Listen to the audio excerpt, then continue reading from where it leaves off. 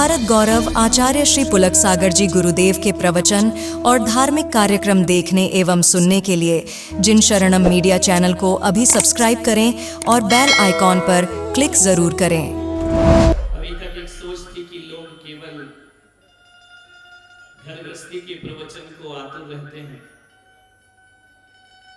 पारिवारिक प्रवचनों में आनंद लेते हैं।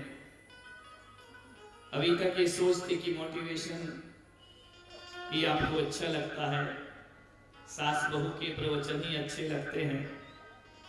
डूंगरपुर वालों, तुमने सोच बदल दी कि हम परिवार के नहीं, हमें भगवान के उपदेश अच्छे लगते हैं। परिवार को मेंटेन करना कोई बड़ी बात नहीं है, इसके लिए हमारा जन्म नहीं हुआ है।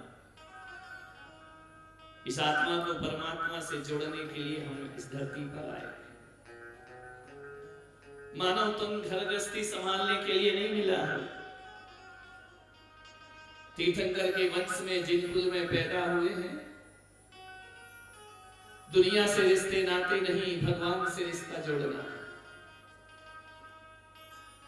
घर गृहस्थी संभालने को अनेकों जन्म हमने प्राप्त किए, एक भी जन्म ऐसा नहीं रहा जब हमने भगवान से अपना रिश्ता जोड़ा।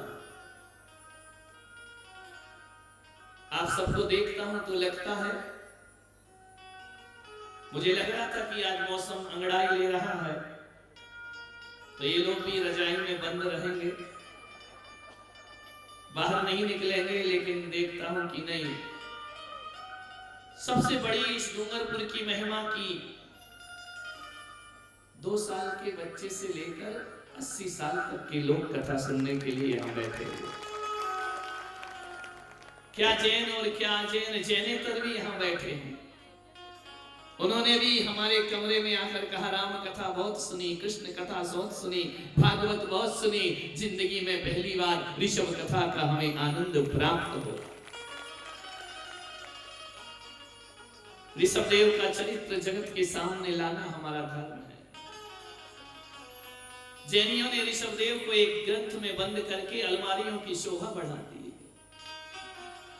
और ज्यादा से ज्यादा हुआ तो मलमल का कपड़ा लपेट दिया। बोले हो गए हमारे भगवान, हो गया उनका चरित्र।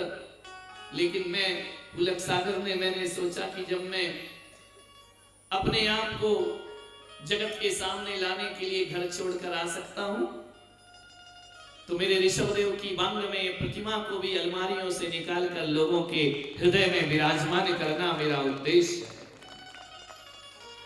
ऋषभदेव के लिए जिएंगे, ऋषभदेव के लिए मरेंगे।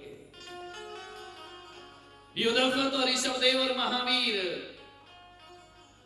एक सनातनी आए, उन्होंने कहा कि महाराज हमारे यहाँ आपकी कथा सुन के लगता है कि आपसे हम राम कथा भी सुने और सुंदर कांड का आपसे कथा वाचन, जिसका पूरा संचालन सनातन समाज करेगी।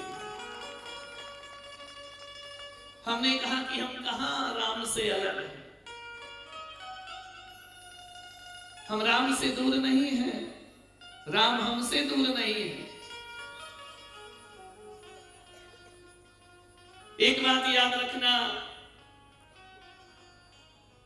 जहां ऋषभ है वहां राम है, जहां राम है वहां ऋषभ है। इक्ष्वाकु वंश, इसी वंश में राम का जन्म होता है, इसी वंश में ऋषभदेव का जन्म होता है। एक ही वंश है, रघुवंश। ऋषभदेव के बाद जो इस वंश में रघु राजा हुए, उनसे रघुवंश चला होता है। भोग भूमि के समाप्ति के बाद कर्म भूमि में सबसे पहले मनु, जो कहा जाता है अंतिम मनु, जिसे भागवत वेद पुराण बुलाते हैं, वैदिक परंपरा जिसे मनु कहती है, जैन परंपरा उन्हें अपना कुलकर कह करके बुलाया करती है। नाविराय अंतिम मनु, अंतिम कुलकर। उनके पुत्र ऋषभदेव, उसके बाद इस वंश में ऋषभदेव के बाद सब महान से महान विभूतियां जन्म लेती। ऐसा वह इक्ष्वाकु वंश। नाभिराय, देख रहे हैं, मेरी तरफ नहीं बैठो, माता की तरफ बैठो। ये माता का प्रसूति का ग्रह है। आज पिताजी को बाहर ही बैठना है। इधर नहीं आना, नो एंट्री। आज तुम्हारा रोल नहीं, आज माता का रोल है। कान यहां रखो, नयन वहां रखो, क्योंकि इसमें आप बहुत माहिर हैं। यहां बैठ के भी घर का ध्यान कर सकते हैं, तो वहां बैठ के भी मेरा ध्यान कर सकते हैं। अलग नहीं है ऋषभ महावीर, अलग नहीं है राम। मालूम है, राम का पहला अक्षर रा है और अंतिम अक्षर मां है। पहला अक्षर रा, इसका मतलब ऋषभ देव, अंतिम अक्षर मां, इसका मतलब भगवान महावीर हुआ करते हैं। ऋषभ में महावीर है, महावीर में ऋषभ है, दोनों में राम समाये हुए हैं। ये अलग परंपरा नहीं है। ऋषभ को सुन लिया तो महावीर को सुन लिया, राम को सुना तो दोनों को सुना।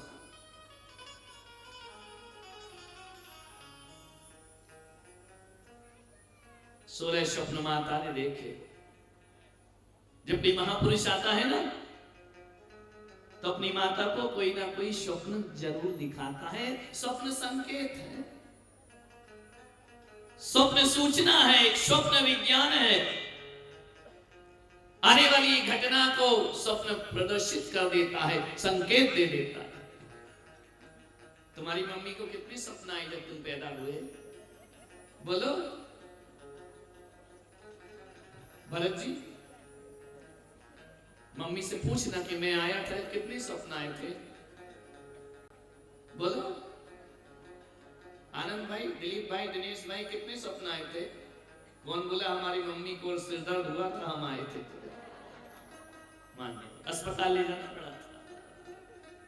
जिनेंद्र जननी 16 स्वप्न का दिग्दर्शन कराया। धन्य है वो पुत्र जो अपनी माता के 16 स्वप्नों को पूरा करते हैं, और हम साधारण लोग अपने माँ बाप के एक स्वप्न को भी पूरा नहीं कर पाते। 16 स्वप्नों को सार्थक कर दिया। प्राची में सूरज उगा, कहे उठा कर हाथ। नाभिराय मरुदेवी से कहते हैं, प्राची में सूरज उगा, कहे उठा कर हाथ। गर्भ तुम्हारे आ रहा, तीन लोक का नाथ। बोलो ऋषभदेव भगवान की। 16 स्वप्नों का फल नाभिराय ने कहा कि प्राची में सूरज उठा, कहे उठा कर हाथ। गर्भ तुम्हारे आ रहा, वह तीन लोक का नाथ। कैसा वातावरण हुआ होगा। हम अभिनय कर रहे हैं तो पूरे डूंगरपुर में चर्चा है। जब सच में भगवान आए होंगे तो पूरे लोक में, तीन लोक में चर्चा हो गई होगी कि कोई सर्वार्थ सिद्धि का जीव माता मरुदेवी की कुक्षी में जाने वाला। कैसा है भगवान, तो साधारण लोगों को माता पिता का दर्जा दे लेता। कितने महान होते हैं। तीर्थंकर के आगे माता पिता का पुण्य क्या है? कुछ भी नहीं। साधारण से जनों को इतना पूज्य बना देते हैं। तीर्थंकर कह रहे हैं कि ए पंचम काल के औलाद, ए संतान, यदि एक तीर्थंकर एक साधारण से इंसान को माता पिता का सम्मान देकर तीन लोक पूज्य बना देता है, तो हम ऋषभ वंशियों का भी फर्ज है कि ऐसे कर्म अपने जीवन में करें कि हमारे माता पिता भी जगत पूज्य हो जाएं। ऐसे कर्म मत करना युवाओं, मेरी बेटियों, मेरे बच्चों, कि माता पिता को शर्म से माथा झुकाना पड़े। गौरव पैदा कराओ अपने माता पिता को, गरिमा पैदा कराओ अपने माता पिता को, उनका मस्तक है स्वाभिमान से ऊपर उठे। एक औलाद यदि सच्चे काम करती है, अच्छे काम करती है, तो माता पिता स्वाभिमान से जिया करते हैं। हमारे ग्रस्त जीवन की माता से लोग कहते थे कि बताओ तुमने कौन सा पुण्य किया है जो ऐसे पुत्र को जन्म दिया है। उस दिन मुझे लगता था कि मैंने मेरा पुत्र बनना सार्थक। तुम्हारे माँ बाप से कोई कहे कौन सा पाप किया था जो ऐसी औलाद पैदा हुई, धिक्कार है तुम्हारा जीवन जीने का, तुमको कोई हक नहीं हुआ करता। स्वाभिमान तो अपने माँ बाप को पूज्य बनाओ, अपने माँ बाप को अपने सत्कर्मों के माध्यम से, अपने पुण्य कर्मों के माध्यम से। जब रास्ते से माँ बाप निकले, मंदिर जाएं, रास्ते से जाएं, बाजार जाएं, तुम्हारे माँ बाप से लोग पूछे कि बताओ कौन सा पुण्य किया था, ऐसी संतान को जन्म दिया। ये लड़कियां जो भाग जाती हैं वासनाओं में डूब करके, ये बेटियां जो अंतरजातीय विवाह कर रही हैं,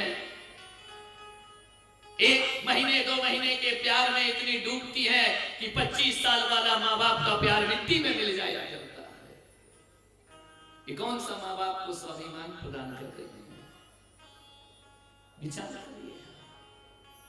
कौन सा माँ बाप का मस्तक ऊंचा कर रही है? कौन के कुल को रोशन कर रही है? नहीं, ये संस्कृति हमारे देश में नहीं आना चाहिए, और ऋषभवंशियों में तो ये संस्कृति आना ही नहीं चाहिए। ऐसा सत्कर्म अपने जीवन में करो, माँ बाप की नजरें ना झुक जाएं दुनिया के साथ। मैंने बहुत आगम को देखा, तलाशा, प्रथमान योग पढ़ा। मैं भी जो बोल रहा हूं तो आगम निगम की भाषा बोल रहा हूं। मैं कोई भगवान जैसा अवधि ज्ञानी नहीं हूं कि आगम साथ लेकर आया। बहुत तलाशा, कर्म प्रकृतियों को पढ़ा, सिद्धांत को पढ़ा। मुझे समझ नहीं आई एक बात कि तीर्थंकर नाम कर्म प्रकृति तो होती है, लेकिन माता पिता नाम कर्म प्रकृति मैंने किसी कर्म प्रकृति में नहीं देखा। कौन सी कर्म के उदय से माता का सौभाग्य मिलता है? कौन से कर्म के उदय से जनक बनने का सौभाग्य मिलता है? मुझे किसी कर्म प्रकृति में एक कर्म समझ में नहीं आया। किसी विद्वान को आता हो, मैं उसका स्वागत करूंगा और उससे ज्ञान ग्रहण करूंगा। ऐसा कौन सा कर्म है जो जिन जननी बन जाती है? ऐसा कौन सा कर्म प्रकृति है जो जनक बनने का सौभाग्य प्रदान है? तीर्थंकर का तो है कि तीर्थंकर नाम कर्म प्रकृति से थोड़ा सैद्धांतिक बात कर रहा हूं। तीर्थंकर का जन्म हुआ कब? मां का कौन सा कर्म? मैंने सोचा कि शायद ये कर्म ना हो, ये धर्म ना हो, ये रिश्ता होगा। तो पूरा आदि पुराण मैंने पढ़ा, उसमें मरुदेवी का कुछ रिश्ता भी नहीं है पिछले जन्मों का। स्वयं प्रभा से श्रीमती से रिश्ता है, वो राजा श्रेयांश बन जाता है। मरुदेवी के भावों का कोई वर्णन ही नहीं है। नाभिराय के संबंधों का कोई लिंक ही नहीं है शब्द।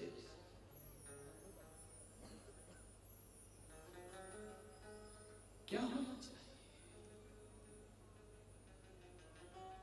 जब आगम मौन हो जाता है ना, तो हम भी मौन हो जाते हैं। आगम चक्षु साहू, हम वही देखते हैं जो आगम दिखाता है, हम वही बोलते हैं जो आगम बुलवाता है, हम वही सोचते हैं जो शास्त्र सोचने का बोलते। हम बंधे हुए हैं एक सीमा से।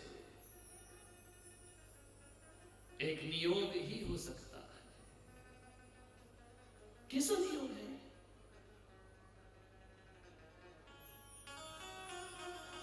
एक ऐसा संबंध है कि भगवान से ज्यादा पूछे माता पिता। अभी भगवान आए नहीं हैं, माता की पूजा प्रारंभ हो गई। अभी भगवान का गर्भावतरण भी नहीं हुआ, 6 महीने पहले ही माता पिता का सम्मान होने लगता है। झुंड के झुंड देवता स्वर्ग को छोड़ छोड़ करके नाभिराय के आंगन में पहुंच जाते हैं, पूरी नगरी की रचना करते हैं। पुराने नगरों में भगवान जन्म नहीं लेंगे, पुराने महलों में भगवान जन्म नहीं लेंगे, ये पुरानी वीथियां नहीं चलेंगी, पुराने उपवन नहीं चलेंगे, पुरानी बावड़ियां नहीं चलेंगी। पूरी नगरी कुबेर ने नई बना दी और एक शुभ मुहूर्त में देवों द्वारा बनाए गए उस महल का वास्तु होता है और पवित्र अमृत स्नान करा के मरुदेवी और नाभिराय को उन महलों में प्रवेश कराया कि माता पिता अब आप साधारण नगरी में नहीं रहेंगे। कैसा लगता होगा, कभी वो अनुभव करो उस माता पिता को कि अभी पुत्र आया नहीं, पूरी नगरी में जाती। सर्वतोभद्र महल बना दिया, 7 खंड का महल जिसमें माता पिता निवास करें। देवी देवता नौकर चाकर बन गए, उनके महलों में दरबारी मनुष्य नहीं था, देवता दरबारी बन के खड़े रहते। परिचारिकाएं माता की साधारण नहीं, देवियां हैं जो यहां बैठी है ना, देवियों का ही अवतार है, अभिनय है, ये सेवा करती है माता। भोजन वस्त्र सब स्वर्ग उतार दिया कुबेर ने धरती पर। किसके लिए उतारा? तीर्थंकर भगवान के लिए, कि सर्वार्थ सिद्धि में रहने वाला जीव, ऐसा महान पुण्य का अर्जन करने वाला जीव धरती पर स्वर्ग लेकर आता है। औलाद वही होती है जो नरक जैसे घरों को स्वर्ग में परिवर्तित कर दिया करती है। नरक कोई बाहर नहीं, हमारा घर ही नरक है, हमारा घर ही स्वर्ग है। जो रिश्तों में मधुरता ले आता है वो घर स्वर्ग बन जाया करता है, और जो रिश्तों में कटुता भरता है वह घर नरक बन जाया करता है। पूरे घर को स्वर्ग बना दिया एक पुत्र ने। ज्यादा पुत्र नहीं होते, एक पुत्र बस। भीड़ नहीं लगी है कौरवों की तरह, जिन जननी एक पुत्र बन होती है। लड़कियां भी नहीं, कुछ नहीं, एक ही लड़का होता है बस। मान्यवर, ऐसे पुत्रों को कुलदीपक कहा जाता है। कुलदीपक हुए ऋषभदेव उस घर के, रोशन कर दिया जिसने अपने प्रभाव।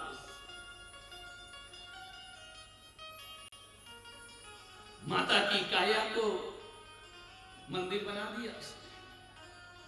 हम ईंट पत्थर के मंदिर बनाते हैं, तीर्थंकर चैतन्य मंदिरों का निर्माण करते हैं। माता की काया को मंदिर सा पवित्र बना दिया और उस पर खुद आकर विराजमान होता है। हम रोज पूजा पाठ करते हैं, ठोने में रोज कहते हैं ऋषभदेव जिनेन्द्र यत्र अवतर अवतर तिष्ठ तिष्ठ ठा ठा, लोग रखी थी लोग ही रह जाती है, भगवान तो दिखता ही नहीं है।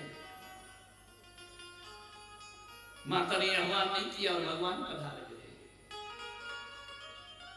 अत्र अवतर अवतर भी हो गए, तिष्ठ तिष्ठ भी हो गए, स्थापित भी हो गए भगवान माता की कुक्षी में आकर।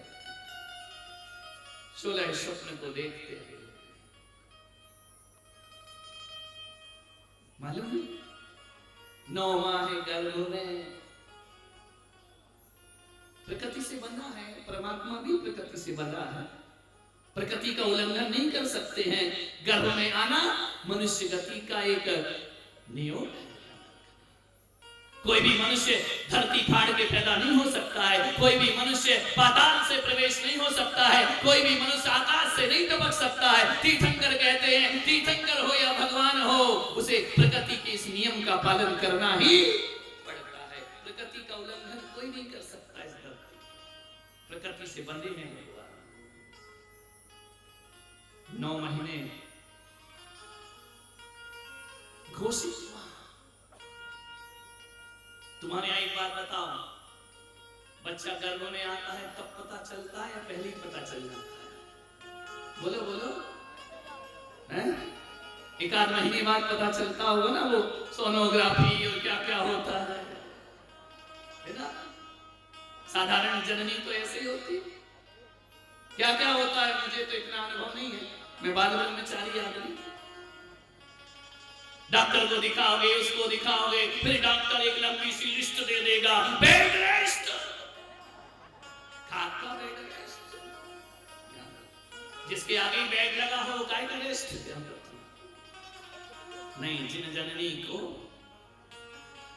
पता करते हो 2 महीने में 2.5 महीने में बच्चा है या नहीं है, सोनोग्राफी कराओ, जांच कराओ, पता करो लड़का है लड़की है, दुनिया भर की बात है। डॉक्टर डेट देता है, जो डेट देता है उसमें होता ही नहीं है, आगे पीछे हो जाता है।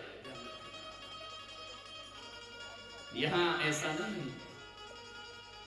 ये माता जिन जननी बालक गर्भ में नहीं आया, 6 महीने पहले सूचना हो जाती है, ये महापुण्यशाली नारी तो जिनेंद्र भगवान की जननी बनने वाली। रत्न बरसने लगते हैं, महल सुगंधित हो जाता है, वातावरण पवित्र हो जाया करता है। तेरे कुक्षी में 3 लोक का नाथ आने वाला है, पहले से ही पता चल गया, तारीख भी पता चल गई, कब होगा जन्म। ये डॉक्टरों की दी हुई तारीख नहीं है, इंद्र की दी हुई है कि चैत्र कृष्ण नवमी को उत्तराषाढ़ नक्षत्र ब्रह्म मुहूर्त में हे जननी तुझे पुत्र प्रसव होगा। एक बात बताओ, जब तुमको पता चलता है ना कि लड़का होने वाला है, कैसा लगता है? बोलो बोलो, जीने का अंदाज बदल जाता है। प्रति पल प्रति क्षण उसके सपने देखना प्रारंभ कर देते हैं। मेरा बेटा ऐसा बनेगा, मेरा बेटा वैसा बनेगा। आजकल तो ऐसा हो गया है कि पैदा होने से पहले कपड़े आ जाते हैं, ये पहनेगा वो पहनेगा, माहौल बदल गया। मेरा बेटे को डॉक्टर बनाऊंगी, इंजीनियर बनाऊंगी, सीए बनाऊंगी, ये बनाऊंगी, व्यापारी बनाऊंगी। कितने स्वप्न देखते हो 9 महीने? माता ने तो एक दिन 16 सपने देखे, तुम तो जिंदगी 9 महीने तक सपने ही देखती रहती हो। भले वो दीपक दीपक नहीं अंगार बन जाए, लेकिन सपने तो देखते हो। उस माता का क्या होता है मालूम है? गर्भवती मां किसी कोढ़ी को देख लेती थी ना, तो कोढ़ी कंचन हो जाया करता था, देख ले मां। ये महिमा है जिन जननी। किसी दरिद्र पे मां आंख उठा के देख ले तो धन धान्य से संपन्न हो जाया। किसी बांझ को मां देख ले तो पुत्रवती हो जाया करती थी। किसी पर मां हाथ रख दे अतिशय पुण्यशाली हो जाएगा। ये देवियां जो सेवा करने आई ना, इसलिए नहीं माता को खुश करने, अपनी किस्मत सुधारने आई है, अपना भाग्य सुधारने आई है। मां का स्पर्श मिलेगा, हमारा जन्म सार्थक हो जाएगा, जीवन सार्थक हो जाएगा। क्यों हो जाता था? रेगिस्तान में माता निगाह डाल दे तो कल कल कल कल बहती हुई कालिंदी बह जाया करती थी। पतझड़ में दृष्टि डाले हरे भरे वृक्ष हो जाया करते थे, फल फूल से लद जाते थे। माता जहां दृष्टिपात करते, मां जिसे देखकर मुस्कुराते, शोक संतप्त जीव आनंद को प्राप्त हो जाया करते थे। ऐसी वह जिन कौन है? क्या स्पंदन रहा होगा उसके 6 महीने गर्भ में आने से पहले? इंतजार कर रही है, रात दिन उसके कैसे बीतते होंगे। तेरे घर में तीर्थंकर जन्म लेगा, तेरी कोक्षी से भगवान जन्म लेंगे। क्या अनुभव होगा, क्या अनुभूति होगी? विचार। घोषित मां है, अघोषित नहीं है। अज्ञात नहीं है, ज्ञात है।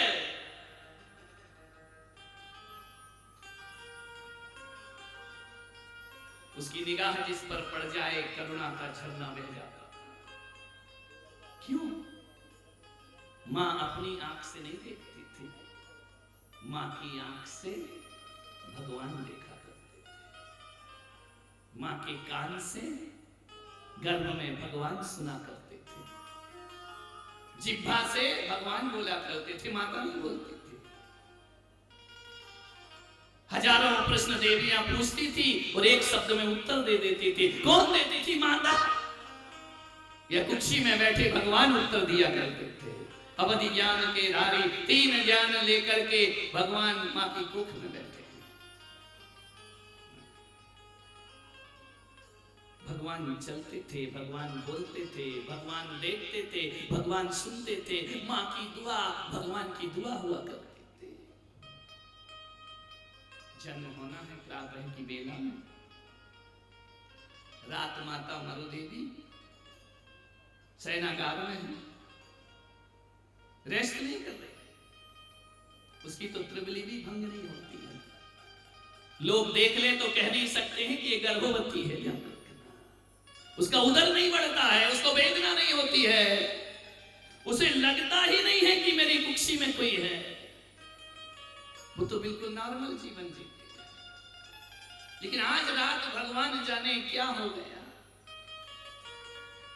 वह अपने कोख में बैठे प्रभु से बात कर रही है।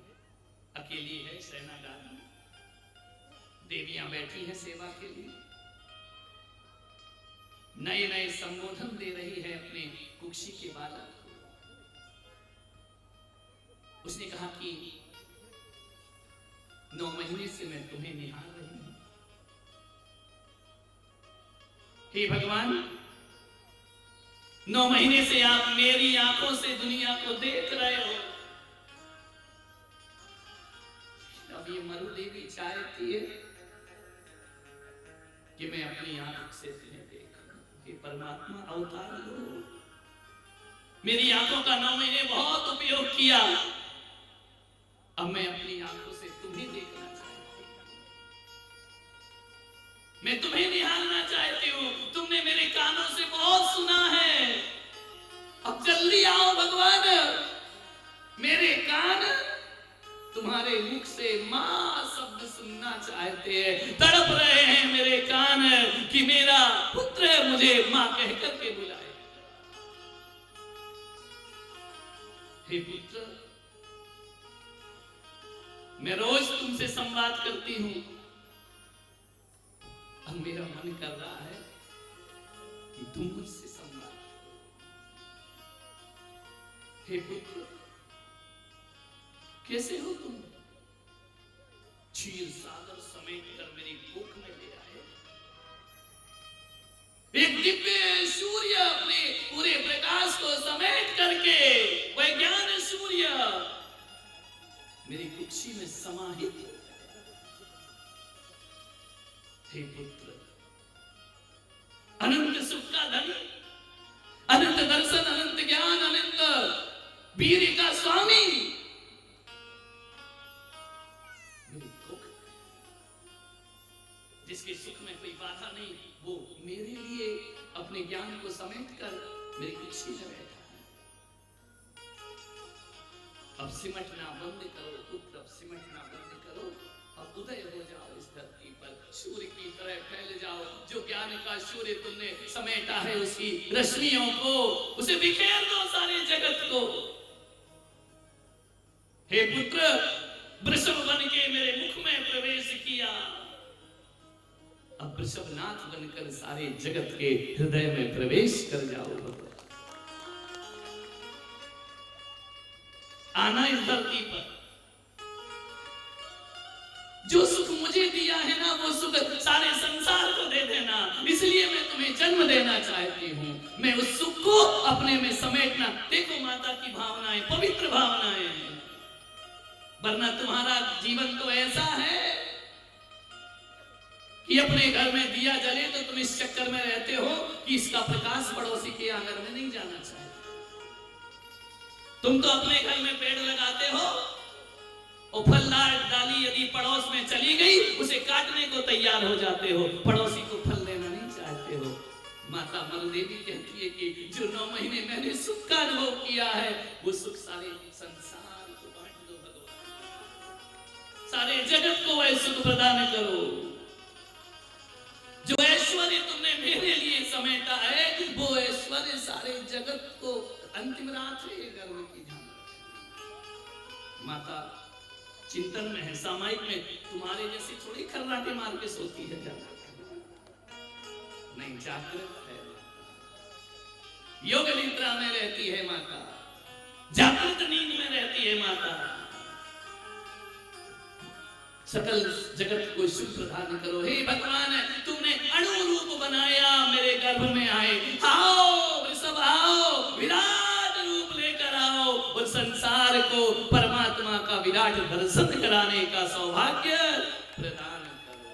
विराट रूप दिखाओ अपना भगवान, 500 धनुष की काया, वह विराट रूप, अनंत ज्ञान अनंत दर्शन के धनी भगवान, दिव्य स्वरूप के दर्शन करो, कराओ मुझे दिव्य स्वरूप के। ऐसा रूप दिखाना है अपना, ऐसा रूप दिखाना कि तुम्हें देखने के बाद ये सारा जगत सूर्य चांद को देखना भूल जाएगा। हे करोड़ों सूर्यों से बड़े तेजस्वी, तुम्हारा प्रकाश सारे जगत के सामने फैल गया। कितनी उदात्त भावनाएं हैं पर कल्याण की माता की। जो स्वाहित में लगी रहती है वह साधारण माँ होती है, और अपने साथ साथ जो जगत का कल्याण करती है वह जगत जननी मरुदेवी माता कहलाया करती है। जगत जननी, सारे जगत की जननी है वह। ऐसी पावन आत्मा जिसके भीतर भगवान हो और उसकी भावनाएं अशुभ कैसे हो सकती। अब तक मैं तेरी सुरक्षा में थी, अब आओ भगवान, सारे जगत को अभय दान प्रदान, सुरक्षा प्रदान। तेरी ज्योति से मेरा महल रोशन हो रहा है, लेकिन ऐसी ज्योति जला दो वह केवल की ज्योति सारा संसार रोशन हो। मालूम है माता क्या कहती है कि हे पुत्र, तू मेरी कुक्षी में है, मेरी कोख में है, मैं तेरी हाथ जोड़कर वंदना करती हूँ। ध्यान रखना, कैसे पुत्र होंगे माँ बाप जिसके सामने चरणों में गिर जाते। हे पुत्र, तू साधारण पुत्र नहीं है, तू ऐसा नहीं है कि तू मेरे चरण छुए, मैं तेरे चरण छूती हूँ, मैं तेरी वंदना करती हूँ, तुझे प्रणाम करती हूँ, तुझे साष्टांग पंचांग नमस्कार करती हूँ। ऐसा पुत्र है जिसके आगे मुझे अंशे भी पूजे भी बंदा भी कहना है। हे पुत्र, अपना वही स्वरूप दिखा दो मुझे। एक माँ स्वप्न में सजो रही है, मालूम है सपने वो नहीं होते जो रात को नींद में देखे जाते हैं, सपने वो होते हैं जो रातों की नींद उड़ा दिया करते हैं। ध्यान रखना, माता की नींद उड़ गई, सारी रात जागती है माँ, पुत्र से संवाद करती है। देवियां सुला रही हैं, माता सो नहीं रही है। मैं तुझे प्रणाम करती हूँ पुत्र, इस जगत की रीत है, मैं जगत के सामने तेरी चरण वंदना नहीं कर सकती, लेकिन आज मैं अकेली हूं, मैं तेरी चरण वंदना करती हूं। तूने मुझे क्या से क्या बना दिया। एक बात याद रखना, वृक्षों से वृक्षों की पहचान नहीं होती है, फलों से वृक्षों की पहचान हुआ करती है। तू कैसा अमृत फल है,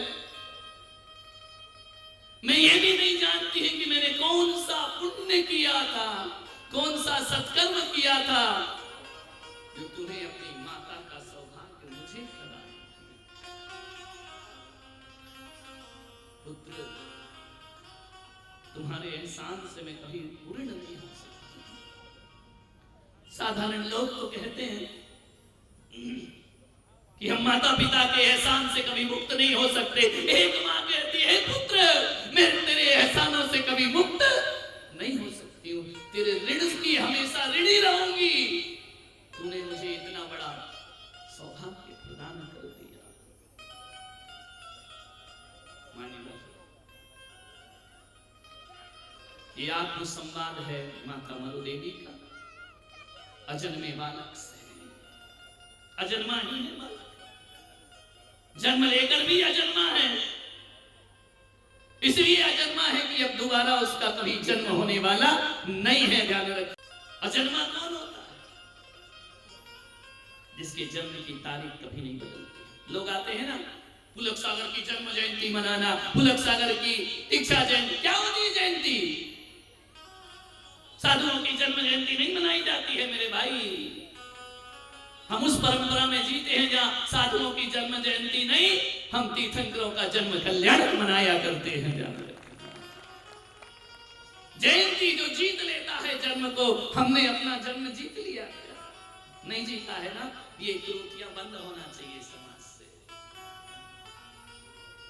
पुलक सागर तो मुनि का नाम है, गुरु का दिया हुआ नाम है। पुलक सागर आचार्य का दिया। आजकल यही हो रहा है, साधु जन्म जयंती मना रहे हैं और तो और इतनी ज्यादा अप्रभावना हो रही है कि वह केक काटा करते हैं, केक बंटता है, उनके कमरे को सजाया जाता है, हैप्पी बर्थडे लिखा जाता है। धरने की कहां बुद्धि है? नहीं, मैं मनाऊंगा अपना जन्मदिन, डूंगरपुर वालों जरूर मनाऊंगा, लेकिन ऐसा नहीं मनाऊंगा। मैं मनाऊंगा ऋषभदेव जैसा जन्म कल्याण। हमें वो चाहिए, हमें ये नहीं चाहिए। ये नश्वर है। ये कैसा जन्म है जो फिर जन्म लेने को मजबूर करे? मुझे तो ऐसा जन्म लेना है जो अजन्मा हो जाए, उसके बाद जन्म। 150 साल में माँ बाप बदल जाएंगे, 150 साल में जन्म तारीखें बदल जाए। सब मिथ्यात है, सब मिथ्या है। करोड़ों वर्ष के बाद भी ऋषभदेव की जन्म तारीख बदली क्या? बोलो, बदली क्या उनकी तारीख? चैत्र कृष्ण नवमी को भगवान करोड़ों वर्ष पहले पैदा हुए, आज भी वही तारीख है। उनके करोड़ों वर्ष के बाद भी माँ बाप बदले क्या? वही है ना, वही मरुदेवी और वही नामीरा। आप और हम की क्या दशा है? 150 साल में माँ बाप भी बदल जाएंगे, तारीख भी बदल जाएगी, स्थान भी बदल जाएगा, गांव भी बदल जाएगा। ज्यादा जन्म जयंती मनाना है ना तो निगोद में जाके मनाओ। एक श्वास में 18 बार जन्म मरण होता है। मनाओ खूब जन्मदिन वहां बैठ कर। जन्मदिन नहीं, जन्म कल्याण चाहिए। भगवान जो तुमने पाया हमें वह चाहिए, जो तुमने छोड़ा वो हमें नहीं चाहिए। आ जाइए, आगे बैठते जाइए, जगह फुल हो गई है। आ जाइए, आ जाइए। भगवान का समोसरण है, यहाँ लाखों भी जीव आ जाए तो उनको स्थान मिल जाया करता है।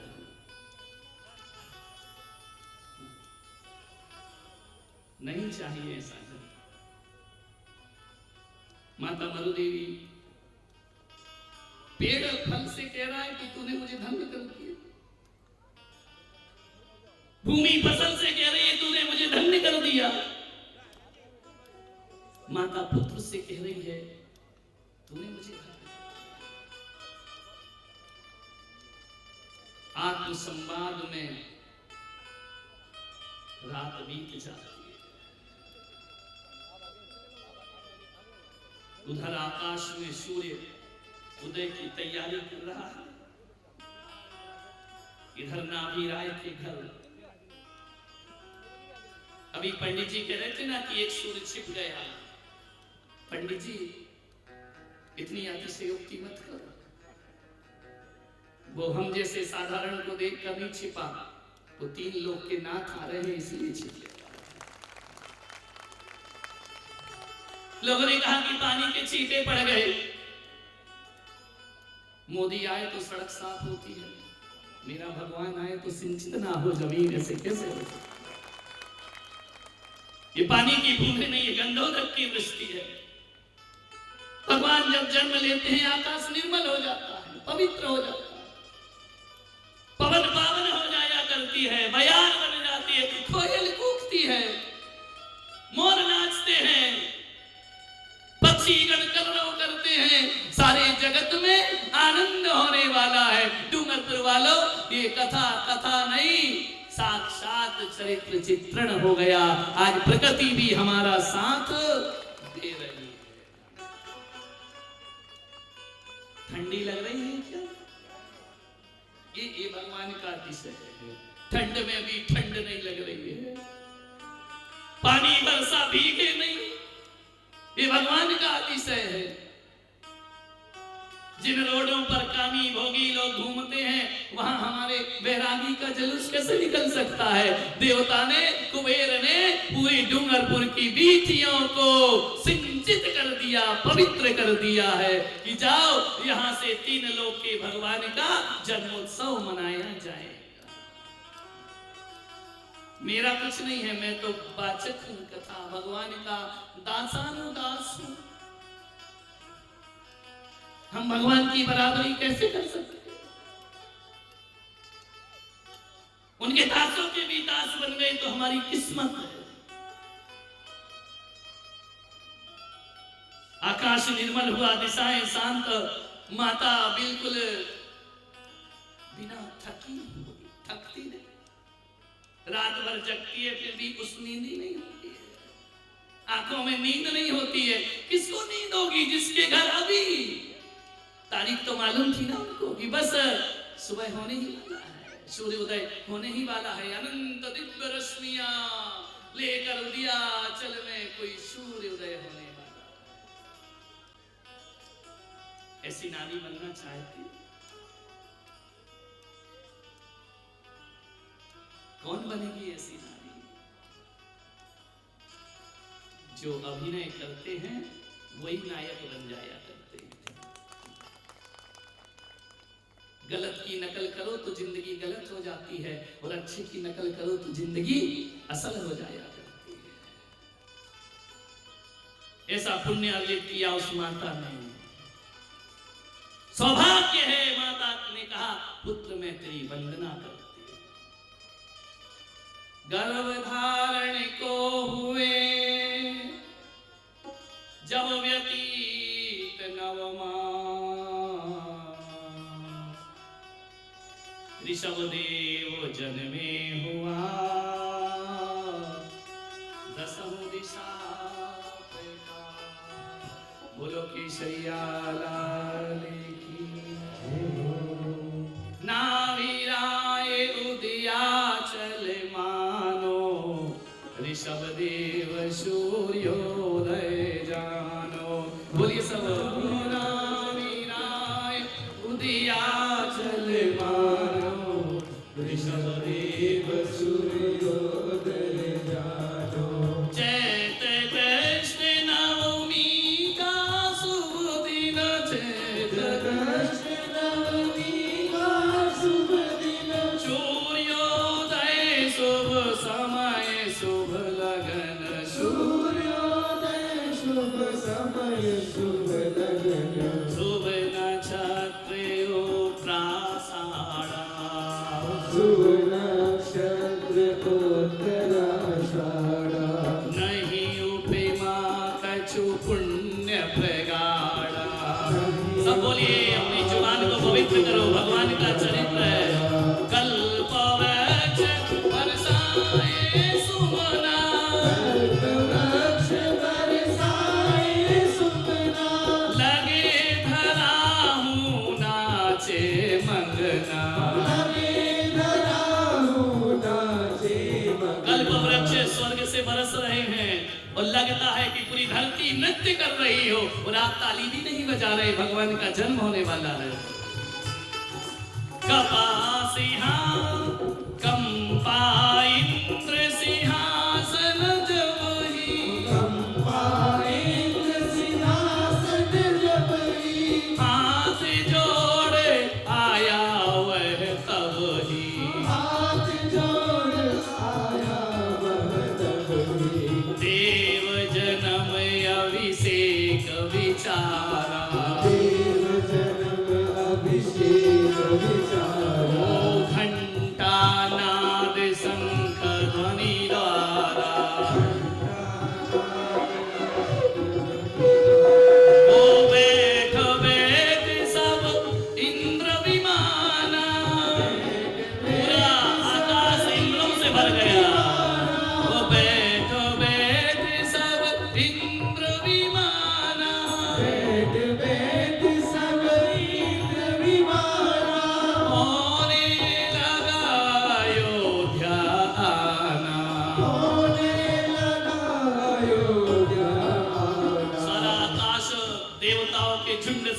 व्याप्त हो गया। 15 अगस्त को पतंग से आकाश भर जाता है, भगवान के जन्म पे इंद्र देवताओं से आकाश भर गया। जहां देखो देव विमान, देव विमान, देव विमान। बैठो बैठे सब इंद्र विमान, बैठ बैठ सब इंद्र विमान। होने लगा अयोध्या आना, होने लगा अयोध्या आना। ओ इंद्राणी प्रसूति ग्रह जाई,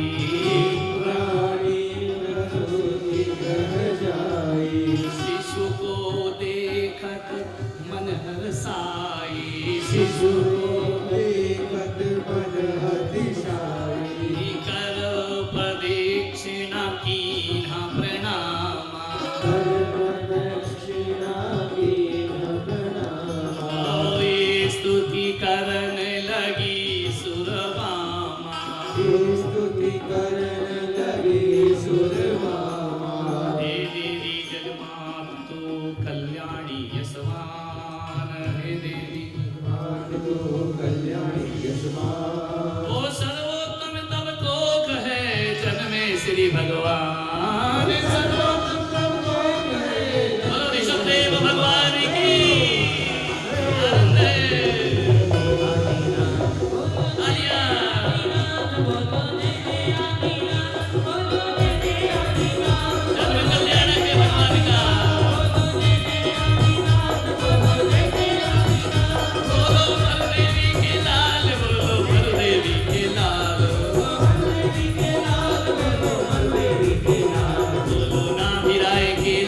बोलो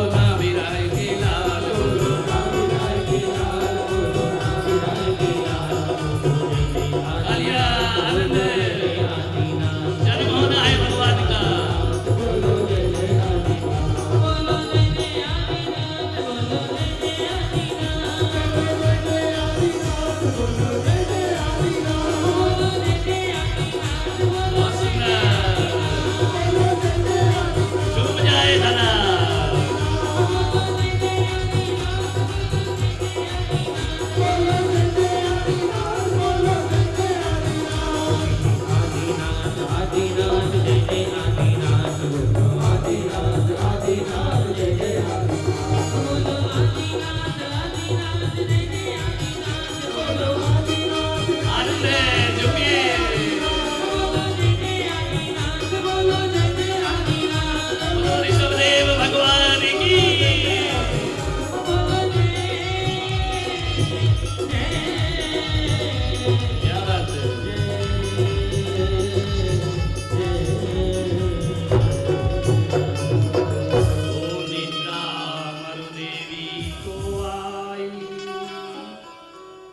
माया शिशु दिया सुलाई।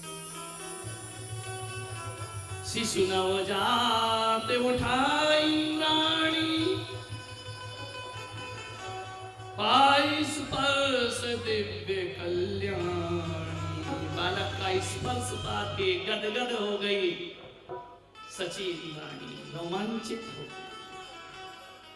अनुभव हिए अनुपम असमेली। क्या अनुभव हुआ सचिन रानी को, अभी ये दृश्य आप देखेंगे, लेकिन उस समय वर्णन नहीं हो पाएगा, इसलिए मैं पहले कर रहा हूं। अनुभव हिए अनुपम असमेली, तीन लोक ऐश्वर्य हथेली। मेरी हथेली में तीनों लोगों का ऐश्वर्य आता है। चली स्वर्ग लेकर जगपालक, रखा इंद्र के कर वह बालक। करे स्पर्श मगन अति होई, देख देख छवि सुध बुध कोई। निज सिंहासन आसन दीना, भाव भक्ति स्तुति तब कीना। आनंद बरस रहा है या नहीं? अनुभव हो रहा है भगवान के जन्म का। पावन देव जिनेन्द्र का जन्म कल्याण किया। उत्सव देखन हे तू यहाँ बैठा देव समान। ऐसे भगवान का जन्म का समय आ गया। माता मरुदेवी प्रसूति का ग्रह। कुछ नादान कहते हैं कि माता को पता ही नहीं था बालक हो गया। सब पता था। जिसको 15 महीने पहले पता था उसे क्षण भर का पता नहीं। ब्रह्म मुहूर्त में सूर्योदय।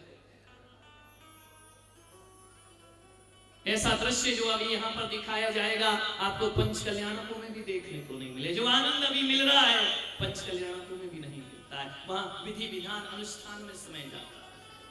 इसलिए मैंने ऋषभ कथा आप सबके लिए चुना कि आप भगवान को बहुत निकट से जान सकते हैं। हमारे बच्चों को गौरव दिखाओ, सिखाओ हमारे भगवान कैसे होते हैं। वो कहते हैं जैनों के भगवान में कुछ नहीं होता है।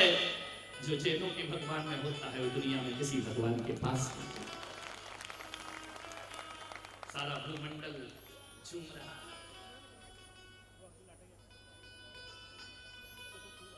इंद्र भुजाओं में ले रहा है भगवान को। जैसे उदयाचल से कोई सूर्य को अपनी बाहों में समेटने का प्रयास कर रहा। 1008 नयन बना बालक का रूप देखकर भी तृप्त नहीं था।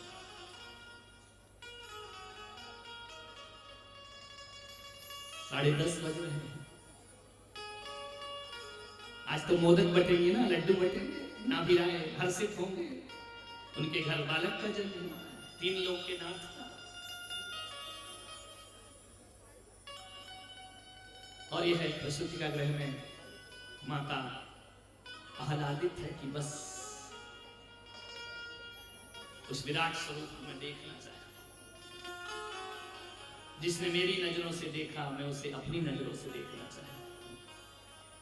जिसने मेरी नजरों से सुना मैं अपने कानों से सुना मैं अपने कानों से अब उसे सुनने का वक्त आ गया। जो मेरे संरक्षण में था उसके संरक्षण में रहने का समय आ गया है। 3 लोग का नाथ जन्म लेगा।